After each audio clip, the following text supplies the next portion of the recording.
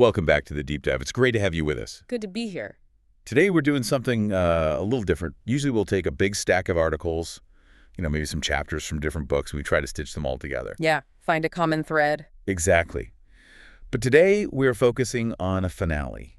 We are looking at just the concluding chapter of what is, I think, arguably the most significant work on human psychology and decision-making of, I don't know, the last 20 years. I don't think that's an exaggeration at all. It really is a landmark piece of work. And what's so cool about this chapter is that it isn't just a summary. It's not a recap. It's like the author's grand unification theory for why we do all the weird, irrational things we do. It really is. I mean, usually when you get to the end of a dense scientific book like this, the author just kind of fades out. Right. They're out of gas. Yeah. They're tired, yeah. They summarize the last few points and say thank you.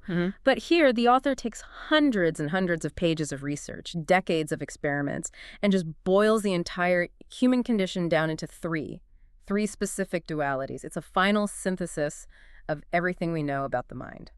I love that phrase, asynthesis. It feels like after years of playing this game on hard mode, we're finally getting the cheat codes. That's a good way to put it. So we're talking about two selves, two species, and two systems. That's the framework for today's deep dive. That is the framework. It's the triad that, the author argues, explains almost everything about our behavior. First, you've got the two selves, which sets up this profound conflict between your happiness in the moment and your memory of it. Okay. Then you have the two species, which is this huge battle between economic theory and, biological reality. The so-called econs versus humans. Perfect robots versus the messy reality. Exactly. And then finally, you have the two systems, and that's the machinery under the hood that drives it all, our fast intuition versus our slow, effortful reasoning. Okay, let's unpack this. Because when I was reading this material, I have to be honest, I felt a little attacked. I think everyone does. It reads less like a textbook and more like a biography of my own worst decisions. But the mission here isn't just to define these things, right? We're not just here to learn vocabulary. No, absolutely not. The goal of this deep dive is to move from the abstract to the deeply practical. I mean, we are all walking through a cognitive minefield every single day. That's a great image. And we need to understand the layout of the minds. We need to see how these distinctions, these three big ideas, reshape everything from how you plan your next vacation to how a government should decide on healthcare funding. And it gets surprisingly political, too, which I really did not expect from a psychology deep dive. It does. I mean, it has to, because it moves from the very personal, your internal sense of happiness, all the way to the political with policy and economics. And then it ends on the practical. How do we stop making so many mistakes? Or at least, how do we make fewer of them? Fewer mistakes is a more realistic goal, yes. Fewer mistakes is a goal I can definitely get behind. Yeah. So let's jump right into the first duality, the two selves. This one really threw me for a loop. I mean, I think I know who I am. I'm me. Right. I'm the person talking into this microphone. Yeah. I have my memories. I have my feelings right now. It all feels like one complete package. Yeah. But the argument here is that there are actually two of me, and they don't get along. They don't just not get along. They have completely different interests. They want different things out of life. Wow. And that's the core conflict. It's probably the hardest one for us to get our heads around because it feels so counterintuitive. We tend to think of happiness as like a single number. If I ask you, how happy are you? You feel like you should be able to give me one answer. Yeah, on a scale of 1 to 10. Exactly. But the research shows there is this fundamental, unbridgeable disconnect between the experiencing self and the remembering self. Okay, so define the experiencing self for us first. Is that just me right now in this moment? That is exactly it. The experiencing self is the one who does the living. It's the you that exists in the present. It's the version of you that is feeling the temperature of the room, hearing the hum of the equipment, maybe noticing that your back is a little sore. Or that I need another coffee. Or that you need another coffee. It's that continuous stream of consciousness. It's the self that answers the question, does this hurt now? Or is this fun now? It lives for about 3 seconds at a time, and then it's gone. Okay, so that's the me that exists in reality, in the physical world. Yes, but then there is the remembering self, and this is the you that keeps score. It's the storyteller. The internal narrator. The narrator, exactly. It's the one that looks back an hour later or a year later and answers the question, so how is that? And here is the absolutely crucial insight from all the research. The remembering self is the one that makes the choices for the future. Oh, wow. When you decide whether to go back to a restaurant, or you decide to book that same vacation again, or even to stay with a romantic partner, the experiencing self has no vote. Because it's gone. It doesn't exist anymore. The experience is gone. It has vanished into the past. Only the remembering self, the storyteller, gets to cast a vote on what you do next. So we are essentially run by a tyrant who lives in the past. A tyrant who lives in the past, and what's worse, is a terrible accountant. It doesn't track reality accurately at all. It edits the tape. Okay, this brings us to the cold hand experiment. Now, I want to spend some real time on this because when I first read the details, it sounded less like a science experiment and more like a trap from a horror movie. It was a mild form of torture, technically, but absolutely essential for the data. So here's the setup. Researchers had subjects immerse one of their hands in painfully cold water. And we're talking about water that is so cold it causes significant pain, but no permanent damage. Right. Unpleasant, but safe. And they had to undergo 2 different trials. Okay, walk us through trial number 1. So, in the first trial, what they call the short trial, the subject puts their hand in this freezing water for exactly 60 seconds. And at the end of that 60 seconds, an experimenter tells them, okay, you can pull your hand out now. It's painful. It hurts a lot. And I imagine 60 seconds of your hand in ice water feels like an absolute eternity. It absolutely does. The experiencing self is screaming for that entire minute. Then, after a break, they do the second trial. They call this the long trial. Okay. They put their hand back in the exact same freezing water for 60 seconds, identical to the first time. But, and here is the kicker, instead of taking their hand out at the 60-second mark, they are told to keep it in for an additional 30 seconds. Oh, man, so it's 90 seconds total. 90 seconds total. Yeah. But during that extra 30 seconds, the researchers secretly open a valve that lets slightly warmer water flow into the tank. Wait, warmer as in like hot tub warm. Is it a relief? Not at all. It just raises the temperature by about 1 degree Celsius, so it's still painfully cold, just slightly less painful than the absolute freezing start. The pain intensity drops from, say, intolerable to just very unpleasant. Okay, so let's look at the math here because this seems really important. Trial 1 is 60 seconds of intense pain. Correct. Trial 2 is 90 seconds of pain. The first 60 seconds are identical in both trials, so trial 2 is strictly worse. It is the exact same bad experience, plus an extra 30 seconds of suffering on top. Logically, mathematically, you are 100% correct. The experiencing self suffered significantly more in the long trial. The total amount of pain, the area under the curve of suffering, was much, much larger. There's no way around that. But, and this is the result that just completely shook the psychology world, when the subjects were later asked, okay, we have time for one more run, which of these 2 trials would you like to repeat? A significant majority chose the long trial. That makes absolutely no sense. Why on earth would anyone choose to suffer for longer? Are they masochists? What is going on? They aren't masochists. They are victims of their own memory architecture. This is the peak end rule in action, and it's one of the most important concepts in the whole book. The peak end rule. Right. The remembering self, our internal storyteller, it doesn't calculate the total amount of pain. It doesn't add up all the seconds of suffering. It doesn't integrate the area under the curve. It's lazy. It just takes a couple of snapshots. And which snapshots does it take? It averages 2 things. The peak intensity, so the single worst moment of the experience, and the end, how the experience felt right as it was finishing. I see. So for the short trial, the memory is, it hurt really, really bad.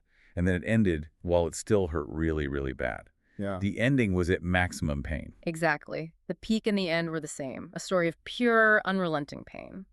But in the long trial, the memory is different. The story is, it hurt really bad, but then it got a little better at the end. Even though a little better was still awful. Even though it was still awful. But that slightly better ending completely tricked the remembering self into grading the whole experience as better, even though the experiencing self spent 30 extra seconds in agony. That is just wild. We are willing to endure actual physical pain for longer, just to have a nicer narrative about it in our heads later. It's incredible. It implies that we don't actually care about our lived experience. We only care about the story we tell ourselves about the experience. We aren't trying to maximize our happiness. We are trying to maximize our memories of happiness. And those are 2 fundamentally different objectives. You know, this explains type 2 fun, doesn't it? Oh, absolutely. You know, that concept of things that are miserable while you're doing them, but amazing in retrospect.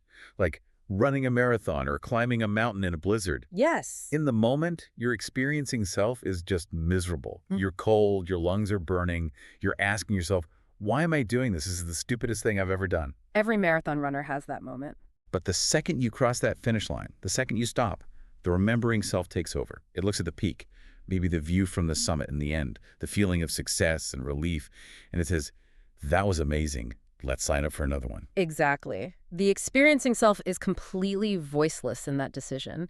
If we actually listened to our experiencing self, nobody would ever run a marathon twice. We'd all be sitting on the couch. So this is all part of a larger bias then, which the author calls duration neglect. We basically just ignore how long something lasts. We do. And think about how crazy that is. Time is our ultimate finite resource.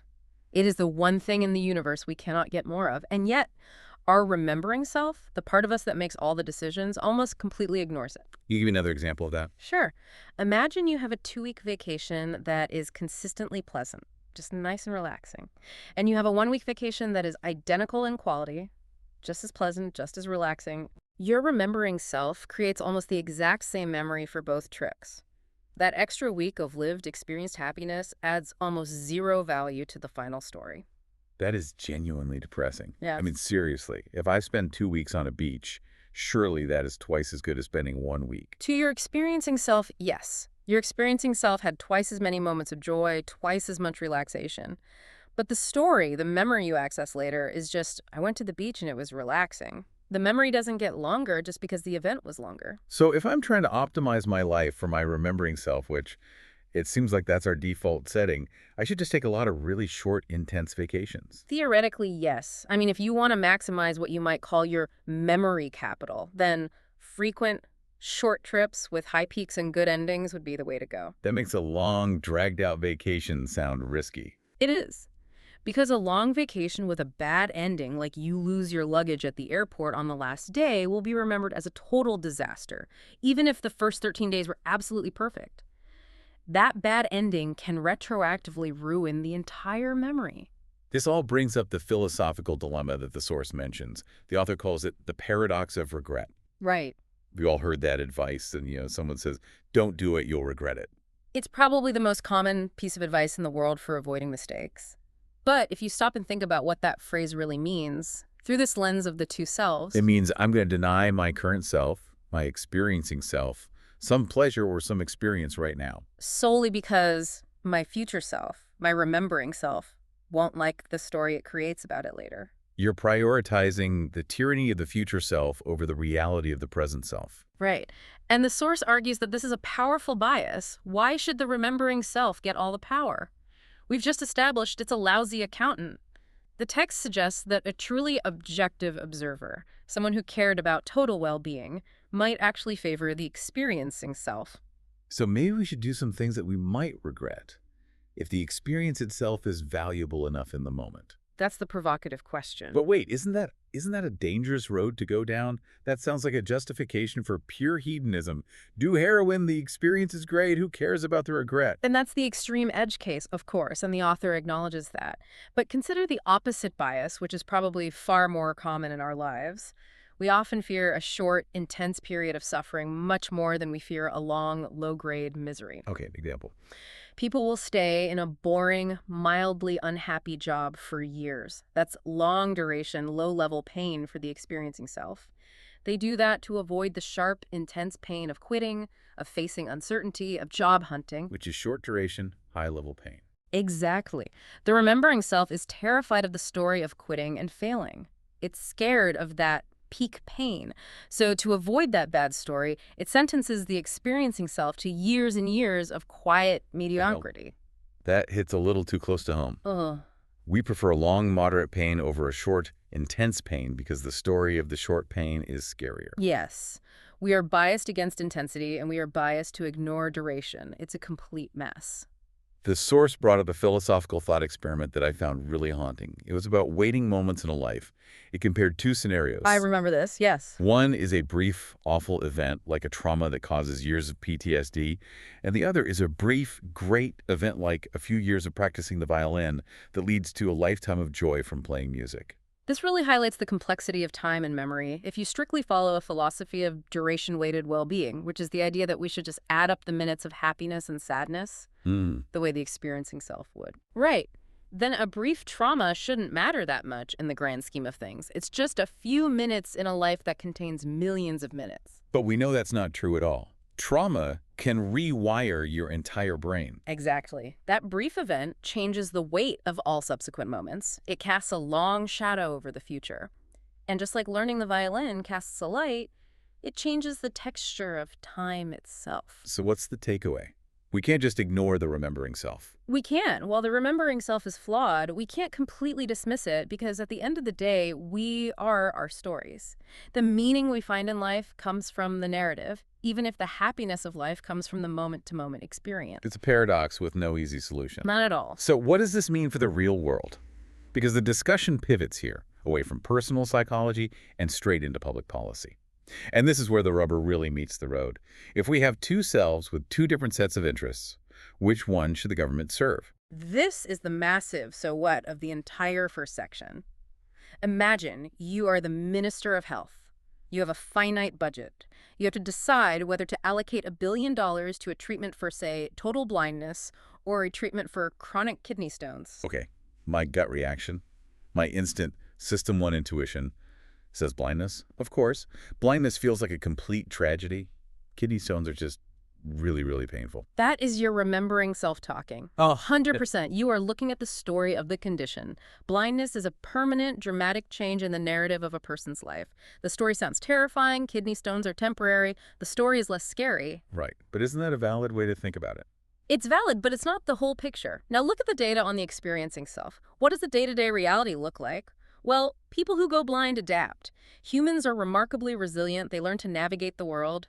Their day-to-day happiness levels, after a period of adjustment, often return to near normal. They can still laugh with their friends, enjoy a good meal, listen to music. Their moment-to-moment suffering, averaged out over a year, might be relatively low. Whereas kidney stones, Chronic kidney stones are agonizing. The moment-to-moment suffering is off the charts. It's an all-consuming pain that destroys your ability to focus, to rest, to be present, to enjoy anything. so if you prioritize the experiencing self, if your goal is to reduce the total sum of actual suffering in the country, you might prioritize the kidney stones. You might. But if you prioritize the remembering self, if your goal is to reduce the public's fear of a bad life story, you would prioritize blindness. That is a genuine cognitive minefield for a policymaker. If you allocate funds based on what the voters fear the most, which is blindness, you might be actively neglecting the people who are, right now, screaming in actual pain from kidney stones. Precisely.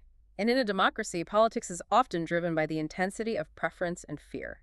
And our preferences are driven by the stories our remembering self tells us.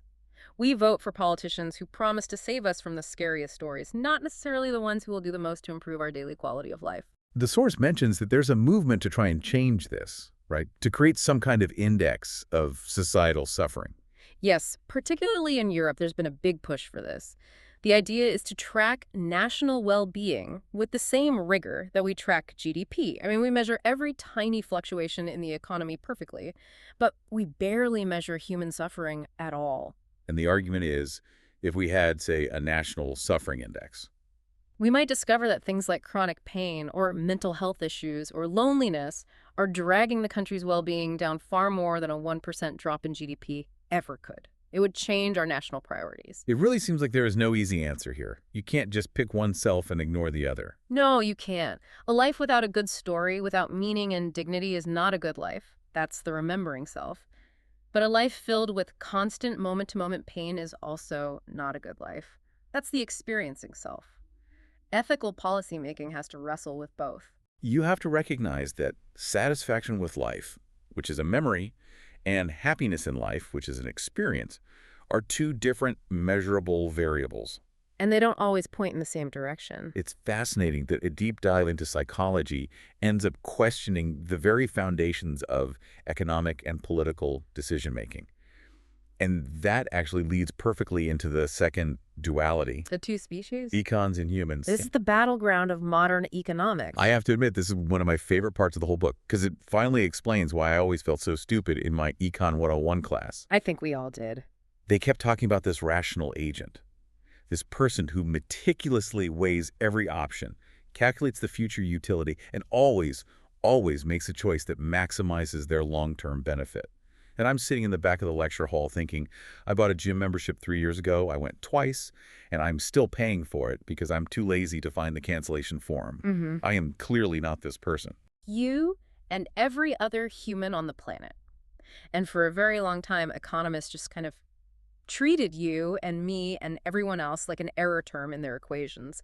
They built these beautiful, elegant models on a foundation of econs, these mythical creatures who are perfectly rational. So the source makes a clear distinction here. It's about redefining what we even mean by the word rationality. Exactly, because this is where the confusion starts.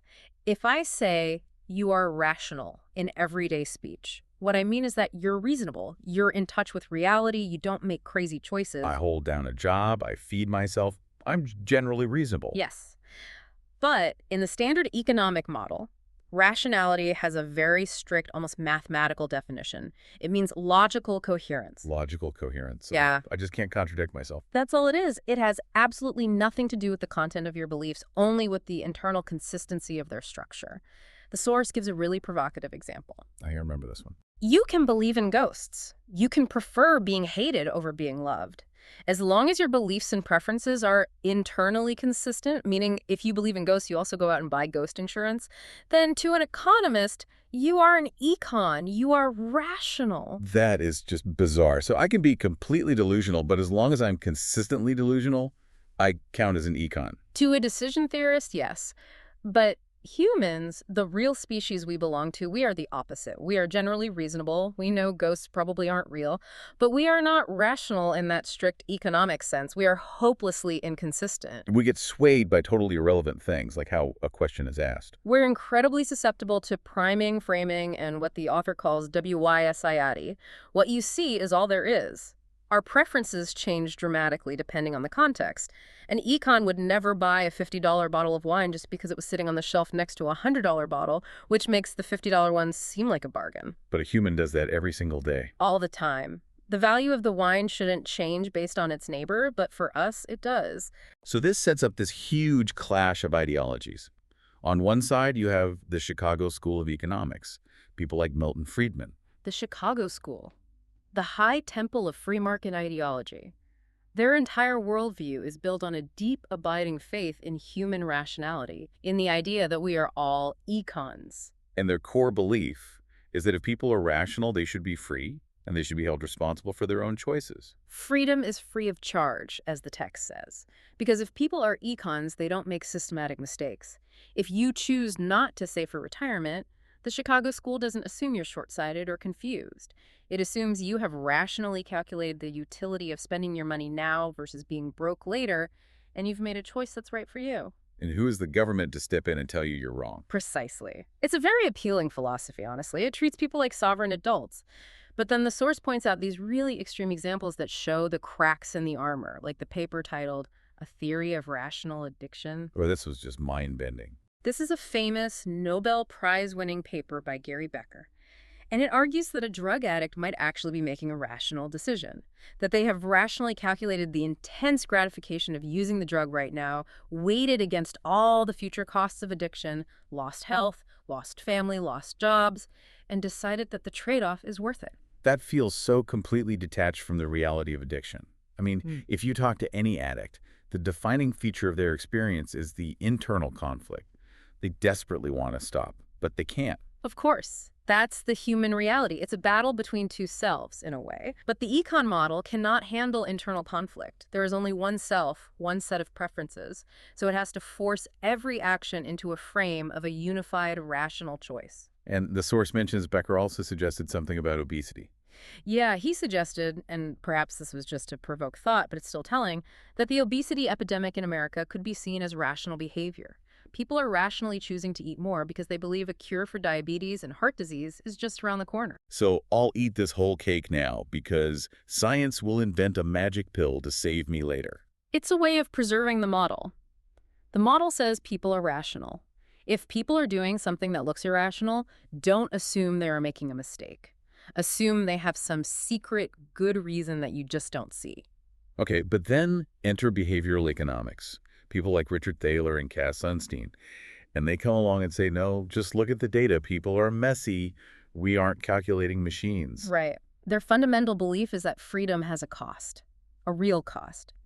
Individuals make bad choices all the time, not because they want to, but because they're confused or impulsive, or they're being influenced by clever marketing and bad framing. And when individuals make bad choices, society often ends up paying the price. Exactly. If you don't save for retirement, the taxpayers end up supporting you in your old age. If you smoke, everyone's health insurance premiums go up. My bad choices affect you. So this creates a huge dilemma for governments. On the one hand, we don't want a nanny state. I don't want the government coming into my kitchen and slapping a donut out of my hand. No one wants that. But on the other hand, we don't want millions of people destitute in old age just because they forgot to check a box on an HR form when they were 22. Enter the brilliant and controversial concept of libertarian paternalism. Which just sounds like a complete contradiction in terms. It's like hot ice or jumbo shrimp. It's designed to be provocative. It's the core philosophy behind the book Nudge. So let's break it down. The libertarian part means people should always be free to choose. You can always opt out. No one is ever forcing you to do anything. The choice is ultimately yours. Yes. But the paternalism part means that the state or your employer or whoever is designing the choice can and should structure the options in a way that gently nudges people toward the decision that is in their own long-term best interest. This is the idea of choice architecture. Yes. The Chicago School assumes that the frame, the architecture, doesn't matter. But behavioral economics proves again and again that the frame is the decision. And the classic example they use is corporate pension plans. The automatic enrollment debate. Correct. So in the old system, to join your company's 401k plan, you had to get a form, read it, fill it out, and actively check a box that says, yes, I want to join. You had to do something. And participation rates were pretty low. Dismally low. Why? Not because people didn't want free matching money from their employer, but because humans are subject to inertia. System 2. The thinking, effortful part of our brain is indolent. It's lazy. It doesn't want to read a complicated financial document. It's just easier to do nothing. Inertia is an incredibly powerful force. So the nudge is simply to change the default setting. Now, when you join a company, you are automatically enrolled in the pension plan.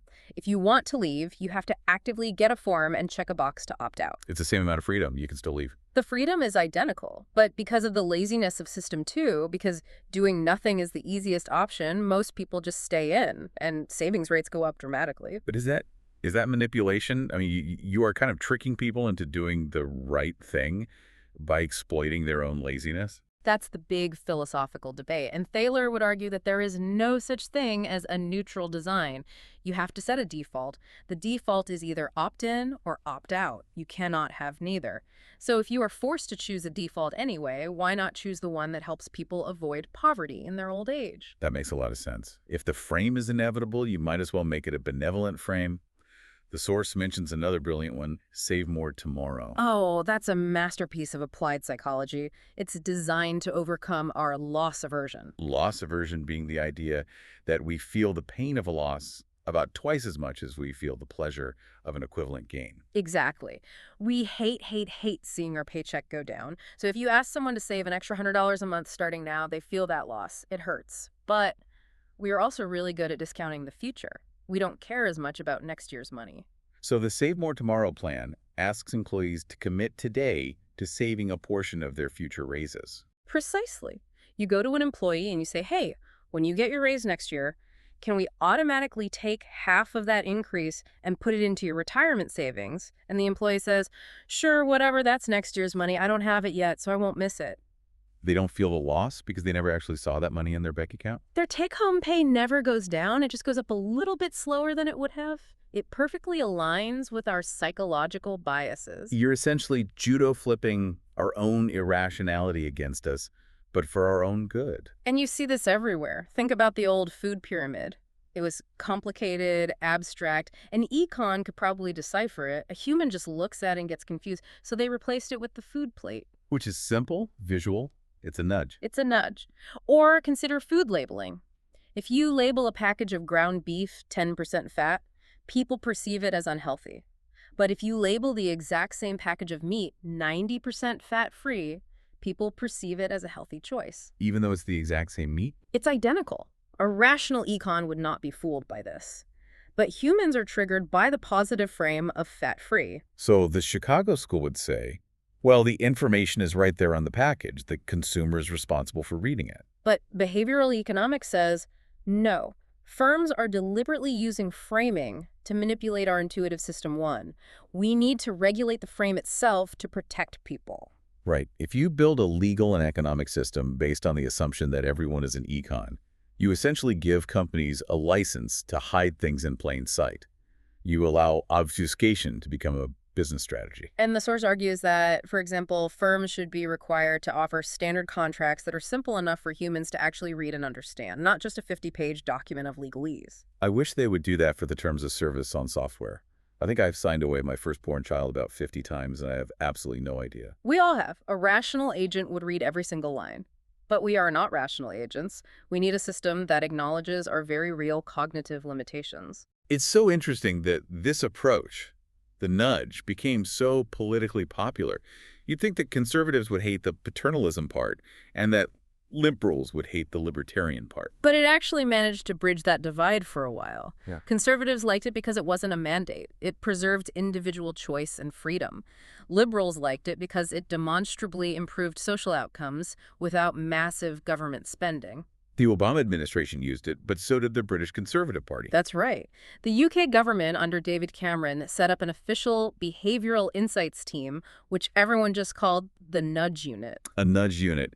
It sounds like a secret police force, but for redesigning paperwork. And that's almost literally what their job was, to go through government forms and websites and redesign them to be human-friendly. And the results were amazing. They increased tax compliance, boosted organ donation rates, and saved the government millions of pounds just by changing fonts, default settings, and the wording of a few sentences. So we've covered the two selves, the war between our experience and our memory, and the two species, the war between the fictional econ and the real human. Now we have to look at the engine that drives all of this, the final duality. The two systems, System 1 and System 2. And the source starts this final section with a really important reality check. We talk about these systems like they're little people living inside our heads. You know, System 1 is the impulsive toddler, and System 2 is the tired, overworked parent. Right. And the author is at pains to emphasize, these are fictional characters. They are metaphors. There is no part of your brain that a neurosurgeon could point to and say, ah, there it is, that's System 1. You can't find them in a brain scan. So why use them? Why structure the whole book around them? Because they are incredibly useful metaphors. They give us a language to talk about the fundamental conflict in our minds between intuition and effort without getting bogged down in the complexities of neurology. Okay, so let's establish the characters in this mental play. System 1 is the fast one. System 1 is automatic, effortless, and always on. It's the part of you that instantly answers 4 when I say 2 plus 2. You don't decide to answer it. The number just appears in your mind. It's the part that lets me read the expression on your face and know instantly if you're angry or happy. Exactly. You don't have a checklist for facial muscles. It's just a feeling, an intuition. That's System 1. And System 2. System 2 is the effortful part. It's the one that engages when I ask you to multiply 17 by 24. Yeah, okay, I have to stop. I have to focus. I finally have to look away from you. My brain just kicked into a higher gear. Exactly. Your pupils will dilate, your heart rate increases slightly, you are literally burning more glucose. That is the feeling of System 2 at work. It's slow, it's logical, and it's very expensive to run. Now, throughout most of the book, System 1 takes a real beating. It's the source of all our biases, right? It's the one that sees the longer line in an optical illusion, even when we know it's not. But in this conclusion, there's a real defense of System 1. It's not just the villain of the story. No, absolutely not. The author wants to be very clear that we shouldn't walk away from the book viewing System 1 as just a bug in our mental software. System 1 is the origin of most of what we do, right? How so? It maintains an incredibly rich and complex model of your world, and it updates it constantly. I mean, think about just walking down a crowded street.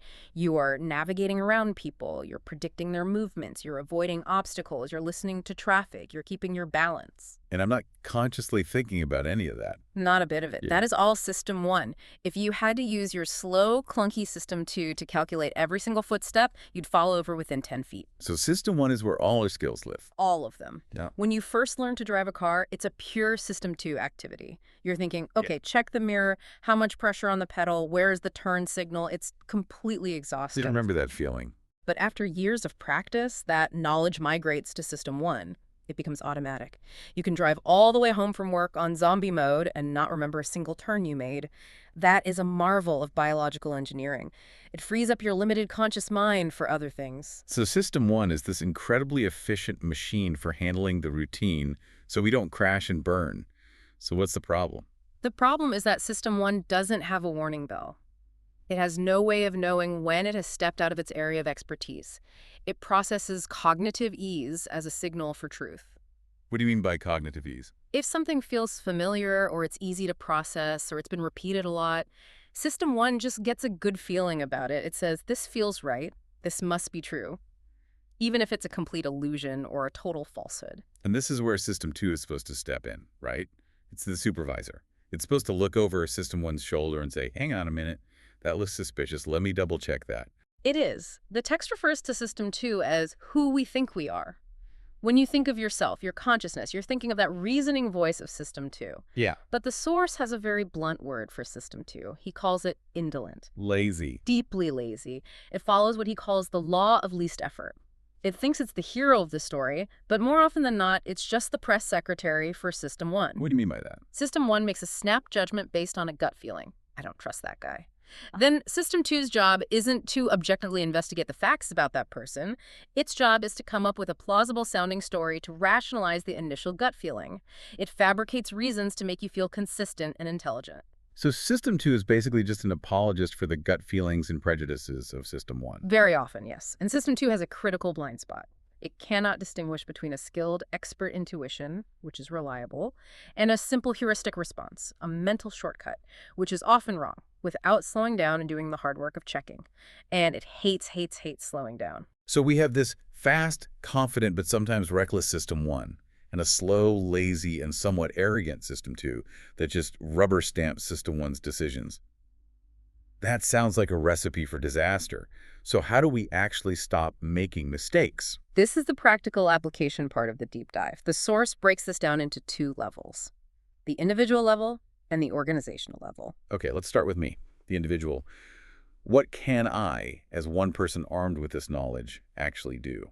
The honest and slightly depressing answer from the source is not a whole lot. Oh, that's encouraging. Thanks. The advice is essentially to learn to recognize that you are in a cognitive minefield. Think about the Mueller-Lyer illusion, the two lines with the fins pointing in or out. Right. One looks longer than the other. You know for a fact that they are the same length. You can take out a ruler and measure them. But your System 1, your visual system, still sees one as longer. Your intellectual knowledge does not change your perception. So I can't just fix my intuition. I can't decide not to be biased. You can't turn it off. The only thing you can do is learn to recognize the specific situations where your intuition is likely to be systematically wrong. You have to learn to spot the signs of a minefield, to say to yourself, oh, this is a major financial decision involving long-term predictions. My System 1 is notoriously bad at this. I need to deliberately slow down and call in System 2 for reinforcement. I need to force myself to slow down and think. Yes. But here's the catch-22. The voice of reason of System 2 is quiet and full of doubt. The voice of intuition of System 1 is loud, clear, and confident. And usually, when are we deep in a cognitive minefield? When we're under stress or tired or making a really big decision. Exactly. And that is precisely when we don't want to slow down and embrace doubt. We crave the feeling of certainty that System 1 provides. So self-correction is incredibly difficult, especially when we need it most. So as individuals, we're basically doomed to repeat our mistakes. Individuals might be. But organizations have a real chance. The source argues that organizations are, in many ways, better than individuals at avoiding errors precisely because they naturally think slower. They're factories that manufacture judgments and decisions. I love that metaphor. It's a great one. And if you run a factory that makes, say, toasters, you have a quality control department. You check the raw steel, you check the wiring, you test the final product before it goes out the door. An organization's products are decisions. It needs a quality control process for its decisions. So simple things like checklists. Checklists are a huge one, yes. formal procedures, Yeah. but also more specific psychological tools like what the source calls the pre-mortem. I love the pre-mortem. Yeah. I think this is the single most actionable tool in the entire book. Let's role play this for the listeners so they can really see how it works. Okay, sounds good. Let's say we are a company and we're on the verge of launching a brand new product. It's a high-tech coffee maker, the Smart Brew 3000. Everyone in the boardroom is excited. We spent millions on development. The CEO is thrilled. We are all high on our own supply, drinking the Kool-Aid. This is the absolute danger zone for groupthink and optimism bias. Right. No one wants to be the skunk at the garden party. No one wants to be the negative one who rains on the parade. Exactly. So you, as the leader of the meeting, call a special pre-mortem session, and you say to everyone in the room, okay, I want you all to imagine it is 1 year from today. We launched the Smart Brew 3000, and it was a complete and utter disaster, an absolute catastrophe. The product failed, the company's bankrupt, we're all looking for new jobs. Now, take 5 minutes and write down a brief history of what happened. Why did it fail so spectacularly? And what happens in the room? The dynamic is instantly transformed.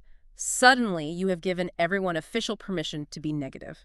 In fact, you've made it a competition to be the smartest, most creative pessimist in the room. So I might write down, well, the Wi-Fi connection was unreliable and people couldn't brew their coffee without an internet connection, which made them furious. And someone from marketing says the price point was 20% too high compared to the new competitor that launched a month before we did, and we got crushed. And an engineer sheepishly writes, the heating element was faulty and the plastic started to melt after 6 months of use. Exactly. These are all doubts that these people probably had in the back of their minds, but they would have kept them to themselves because they didn't want to look like they weren't team players. The pre-mortem legitimizes doubt. It forces System 2 to engage across the entire team. It breaks the illusion of excessive coherence that often dooms big projects. And then we collect all those stories of disaster and we say, okay, how do we prevent the Wi-Fi issue? How do we reevaluate the price point? How do we double check the heating element? We get to fix the disaster before it ever happens. It's almost cost-free. It takes 30 minutes in a meeting. And it is one of the most effective ways to destroy the illusion of certainty and force an organization to think critically. It's a way for an organization to force its collective System 2 to finally show up to work. That leads us right to the final point of the deep dive, the outro. And the source ends with a really surprising defense of gossip. Yes. It seems like a strange way to end a serious book, but it's brilliant. He's not talking about malicious gossip, but about what he calls sophisticated gossip. What on earth does that mean? The author argues that to get better at making decisions, we need a richer, more precise vocabulary for constructive criticism. He uses the analogy of medicine. Before we had germ theory, we just said people were sick. We didn't have a targeted way to treat them. But once we had specific words like bacteria, virus, infection, we could develop specific cures like antibiotics and vaccines. So we need names for the diseases of thought. Exactly. Imagine you were in a meeting, and instead of just saying, I have a bad feeling about this plan, you can look at a decision and say, wait a minute, I think we're suffering from an anchoring bias here. Or, that sounds a lot like duration neglect in action. Or, aren't you guys falling for the planning fallacy? It gives us a handle on the problem. It stops being a personal attack like saying you're being stupid, and it becomes a technical diagnosis like saying you're anchoring on the initial number. Precisely. And the water cooler effect is the key mechanism here. Decision makers, bosses, CEOs, politicians, they often don't listen to their own inner doubts, but they do care deeply about their reputation and about what other people will say about them. We are deeply social animals. We fear judgment. So if I, as a manager, know that my team is made up of sophisticated gossipers who have read this book and know what the halo effect and the sunk cost fallacy are, I am going to be much more careful in my own decision-making process. I will anticipate their criticism. I will check my own work more thoroughly because I know they are going to check it with this new, powerful vocabulary. So the ultimate goal isn't necessarily to become a perfect rational econ yourself, because that might be impossible. It's to surround yourself with people who will call you out when you act like a biased human. We can nudge each other toward better reasoning. We can build environments through our shared culture and our shared vocabulary that make it harder for everyone to make stupid mistakes. That is a really hopeful note to end on. It's not about perfecting the individual human brain. It's about accepting its flaws and then building better systems and guardrails around it. The voice of reason System 2 is a whisper. But we can build social amplifiers to make it louder. So here is the final provocative thought for you as you're listening right now. The next time you are absolutely 100% certain about a big decision, whether it's buying a house, hiring a candidate, or just winning an argument about politics, I want you to stop and just ask yourself, is this confident feeling coming from your experiencing self dealing with cold, hard reality? Or is it just your remembering self trying to write a simple, coherent, and probably misleadingly optimistic story? And ask yourself, are you acting like a rational econ, or are you just a human in a cognitive minefield who might need a nudge? Maybe, just maybe, it's worth listening to that faint, lazy whisper of System 2.